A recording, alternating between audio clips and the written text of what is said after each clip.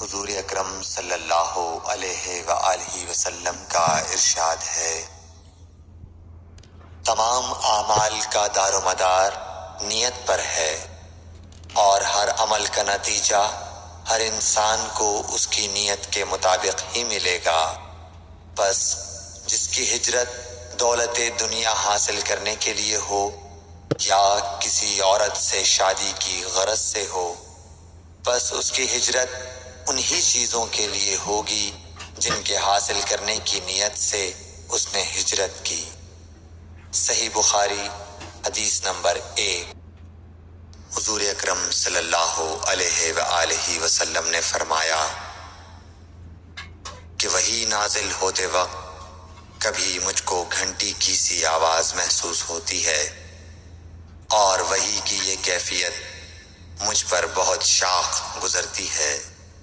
جب یہ کیفیت ختم ہوتی ہے تو میرے دل و دماغ پر اس فرشتے کے ذریعے نازل شدہ وحی محفوظ ہو جاتی ہے، اور کسی وقت ایسا ہوتا ہے کہ فرشتہ بشکل انسان میرے پاس آتا ہے اور مجھ سے کلام کرتا ہے، بس میں اس کا کہا ہوا یاد رکھ لیتا ہوں۔ صحیح بخاری حدیث نمبر 2۔ حضرت صلی اللہ علیہ وآلہ وسلم پر وحی کا ابتدائی دور اچھے سچے پاکیزہ خوابوں سے شروع ہوا۔ آپ خواب میں جو کچھ دیکھتے وہ صبح کی روشنی کی طرح صحیح اور سچا ثابت ہوتا۔ پھر من جانب قدرت آپ تنہائی پسند ہو گئے، اور آپ نے غار حرا میں خلوت نشینی اختیار فرمائی، اور کئی دن اور رات وہاں مسلسل عبادت اور یاد الہی و ذکر میں مشغول رہنے لگے۔ جب تک گھر آنے کو دل نہ چاہتا توشہ ہمراہ لیے ہوئے وہاں رہتے۔ توشہ ختم ہونے پر ہی اہلیہ محترمہ حضرت خدیجہ رضی اللہ تعالی عنہا کے پاس تشریف لاتے، اور کچھ توشہ ہمراہ لے کر پھر وہاں جا کر خلوت گزین ہو جاتے۔ یہی طریقہ جاری رہا یہاں تک کہ آپ پر حق منکشف ہو گیا، اور آپ غار حرا ہی میں قیام پذیر تھے کہ اچانک حضرت جبرائیل علیہ السلام آپ کے پاس حاضر ہوئے اور کہنے لگے کہ اے محمد پڑھو۔ آپ فرماتے ہیں کہ میں نے کہا کہ میں پڑھنا نہیں جانتا۔ آپ صلی اللہ علیہ وسلم فرماتے ہیں کہ فرشتے نے مجھے پکڑ کر اتنے زور سے بھینچا کہ میری طاقت جواب دے گئی، پھر مجھے چھوڑ کر کہا پڑھو۔ میں نے پھر وہی جواب دیا کہ میں پڑھا ہوا نہیں ہوں۔ اس فرشتے نے مجھ کو نہایت ہی زور سے بھینچا کہ مجھ کو سخت تکلیف محسوس ہوئی، پھر اس نے کہا کہ پڑھ۔ میں نے کہا میں پڑھا ہوا نہیں ہوں۔ فرشتے نے تیسری بار مجھ کو پکڑا اور تیسری مرتبہ پھر مجھ کو بھینچا، پھر مجھے چھوڑ دیا اور کہنے لگا کہ پڑھو اپنے رب کے نام کی مدد سے جس نے پیدا کیا اور انسان کو خون کی پھٹکی سے بنایا۔ پڑھو اور آپ کا رب بہت ہی مہربانیاں کرنے والا ہے۔ بس یہی آیتیں آپ حضرت جبرائیل علیہ السلام سے سن کر اس حال میں غار حرا سے واپس ہوئے کہ آپ کا دل اس انوکھے واقعے سے کانپ رہا تھا۔ آپ حضرت خدیجہ کے ہاں تشریف لائے اور فرمایا کہ مجھے کمبل اوڑھا دو، مجھے کمبل اوڑھا دو۔ لوگوں نے آپ کو کمبل اوڑھا دیا۔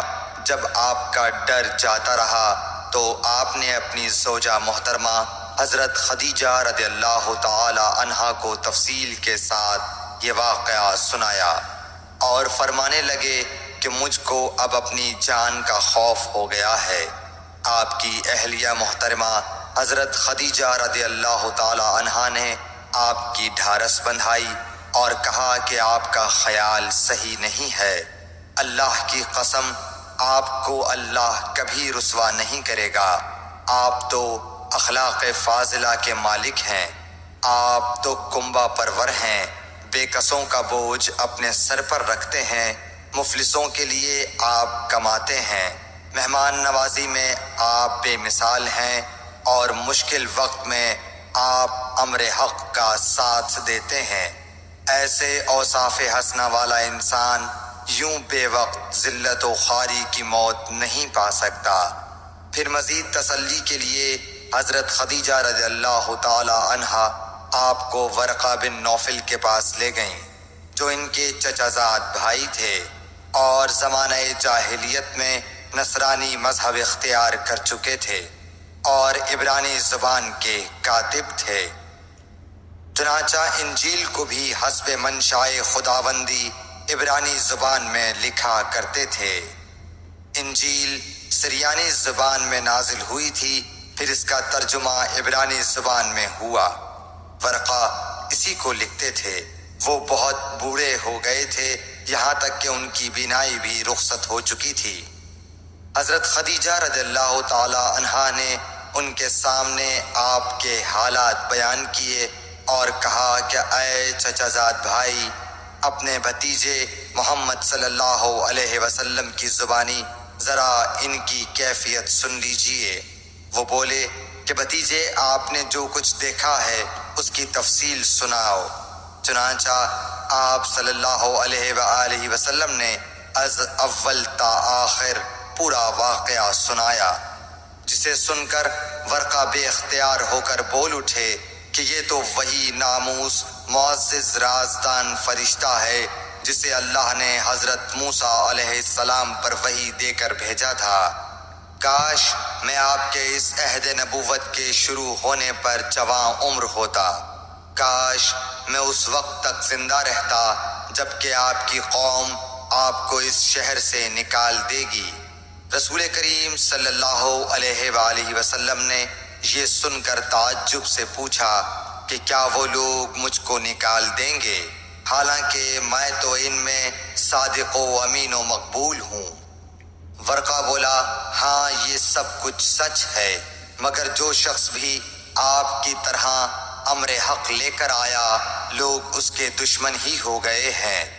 اگر مجھے آپ کی نبوت کا وہ زمانہ مل جائے تو میں آپ کی پوری مدد کروں گا، مگر ورقہ کچھ دنوں کے بعد انتقال کر گئے۔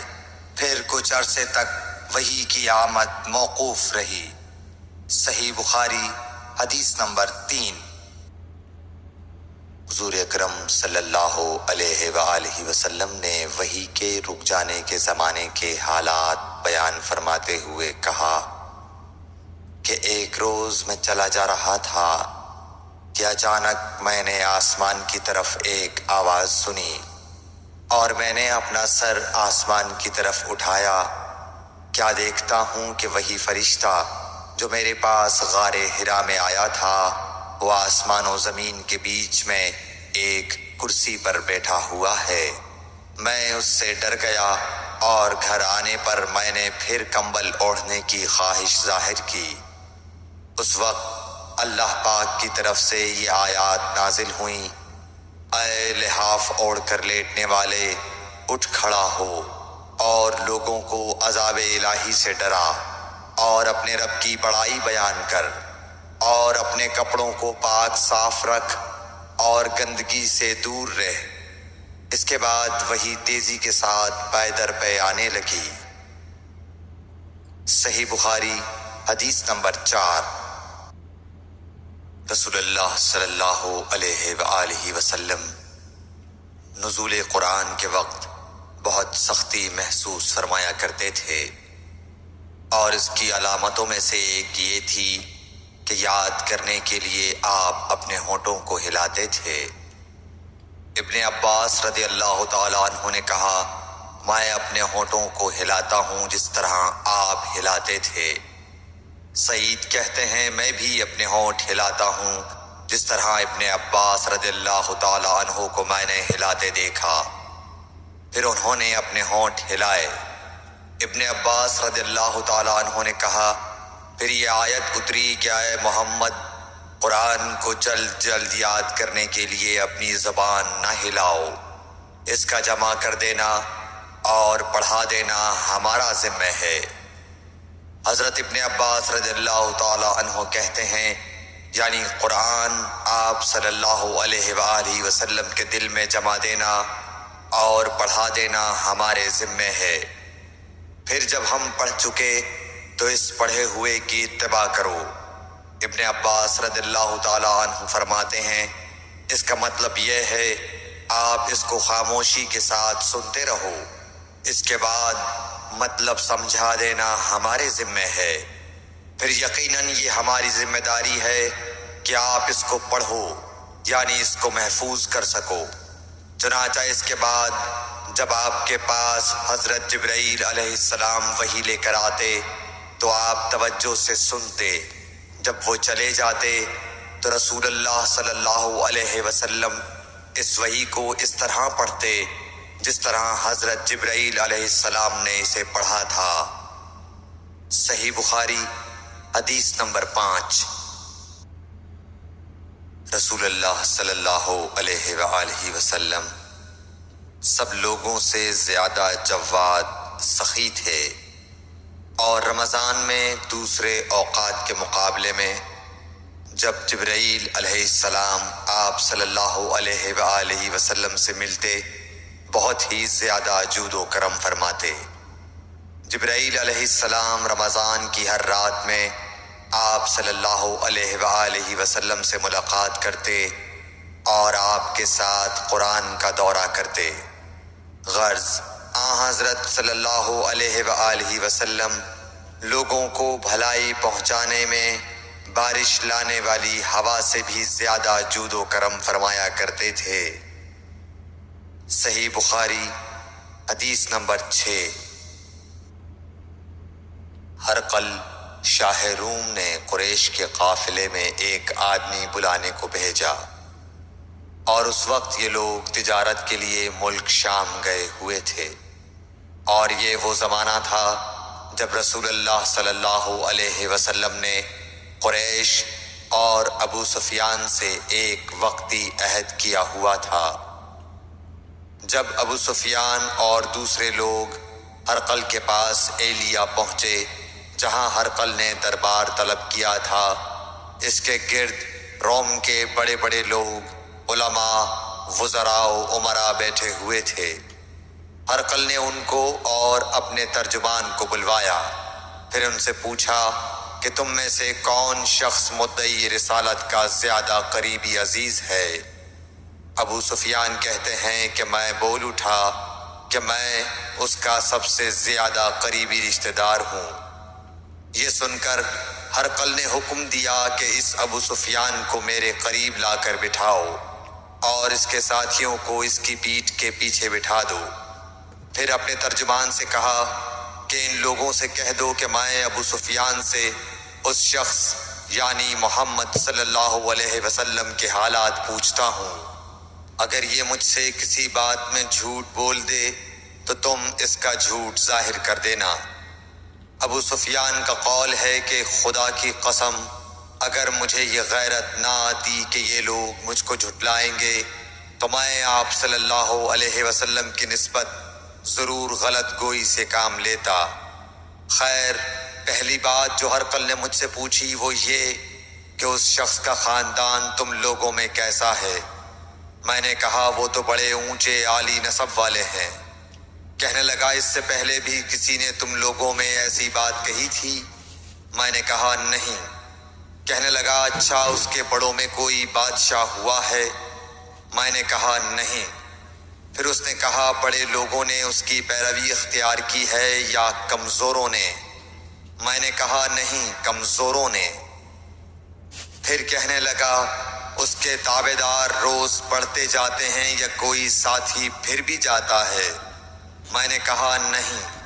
کہنے لگا کیا اپنے اس دعویٰ نبوت سے پہلے کبھی کسی بھی موقع پر اس نے جھوٹ بولا ہے؟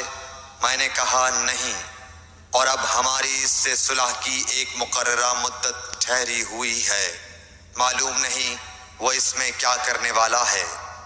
ابو سفیان کہتے ہیں میں اس بات کے سوا اور کوئی جھوٹ اس گفتگو میں شامل نہ کر سکا۔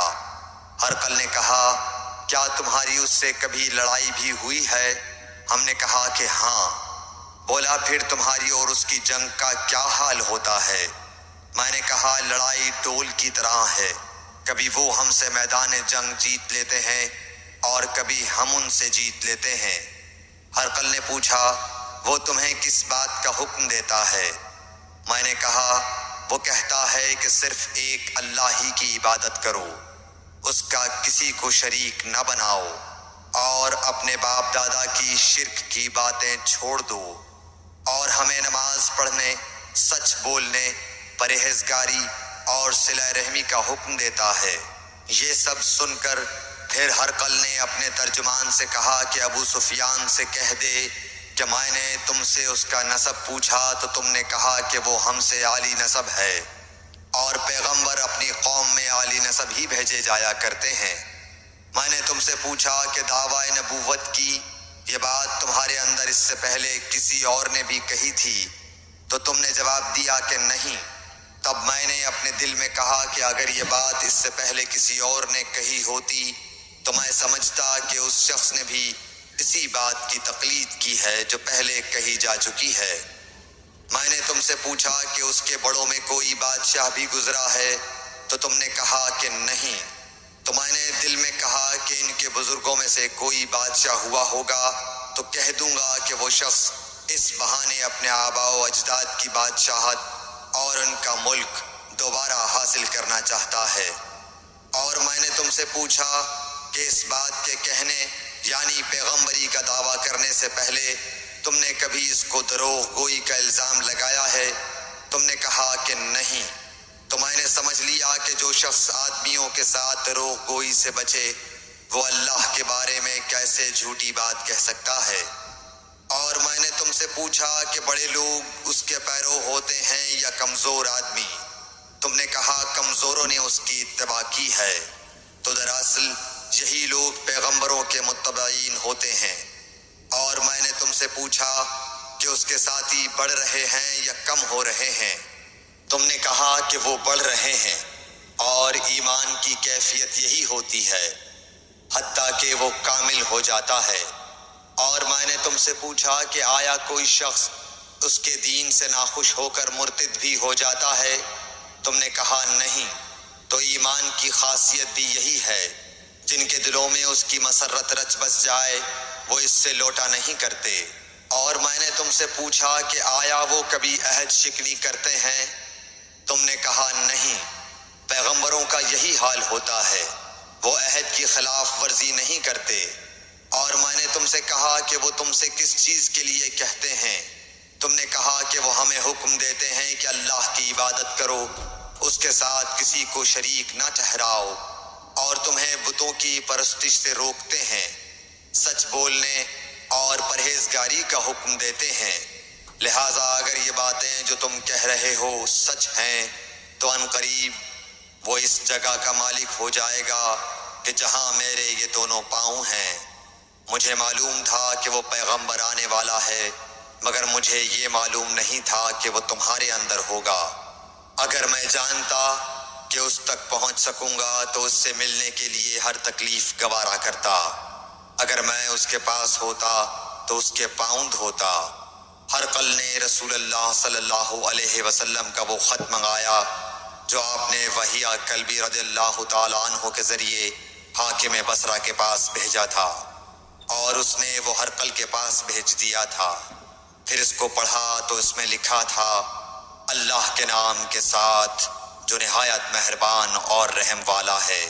اللہ کے بندے اور اس کے پیغمبر محمد صلی اللہ علیہ وسلم کی طرف سے یہ خط ہے شاہ روم کے لیے۔ اس شخص پر سلام ہو جو ہدایت کی پیروی کرے۔ اس کے بعد میں آپ کے سامنے دعوت اسلام پیش کرتا ہوں۔ اگر آپ اسلام لے آئیں گے تو دین و دنیا میں سلامتی نصیب ہوگی، اللہ آپ کو دوہرا ثواب دے گا، اور اگر آپ میری دعوت سے روگردانی کریں گے تو آپ کی رعایا کا گناہ بھی آپ ہی پر ہوگا۔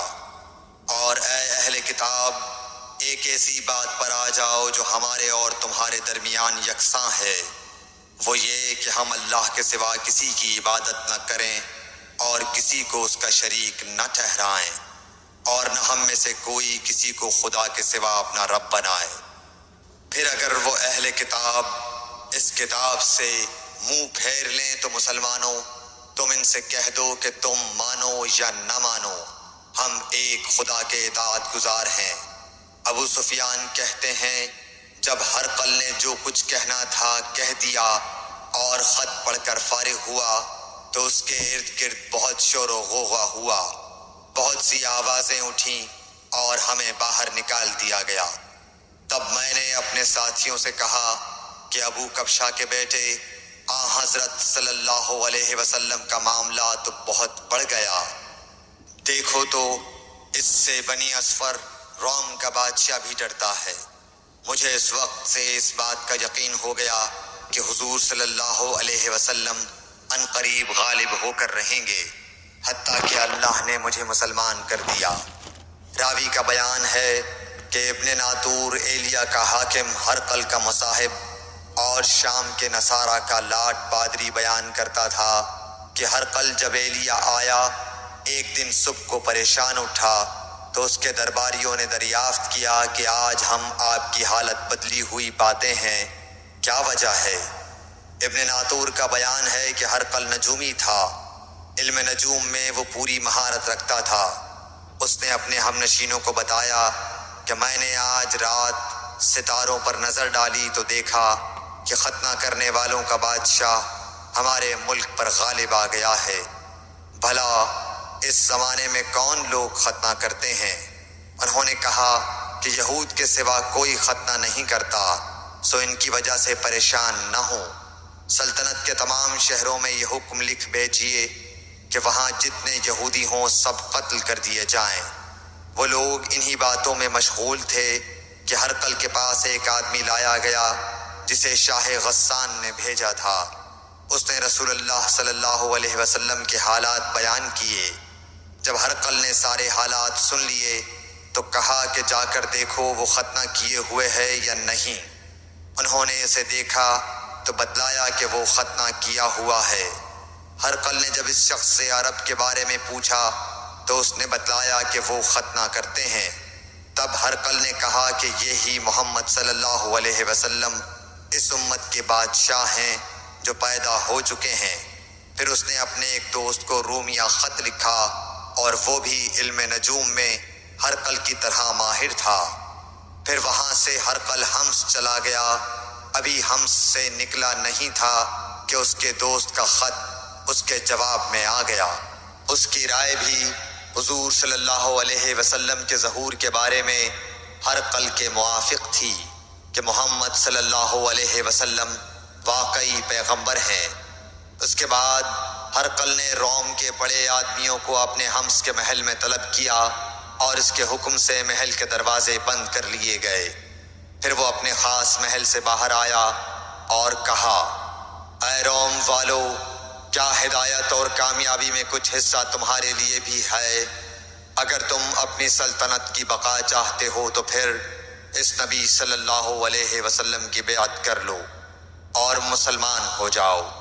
یہ سننا تھا کہ پھر لوگ وحشی گدھوں کی طرح دروازوں کی طرف دوڑے، مگر انہیں بند پایا۔ آخر جب ہرقل نے اس بات سے ان کی یہ نفرت دیکھی اور ان کے ایمان لانے سے مایوس ہو گیا تو کہنے لگا کہ ان لوگوں کو میرے پاس لاؤ۔ جب وہ دوبارہ آئے تو اس نے کہا، میں نے جو بات کہی تھی اس سے تمہاری دینی پختگی کی آزمائش مقصود تھی، سو وہ میں نے دیکھ لی۔ تب یہ بات سن کر وہ سب کے سب اس کے سامنے سجدے میں گر پڑے اور اس سے خوش ہو گئے۔ بالآخر ہرقل کی آخری حالت یہی رہی۔ صحیح بخاری حدیث نمبر 7۔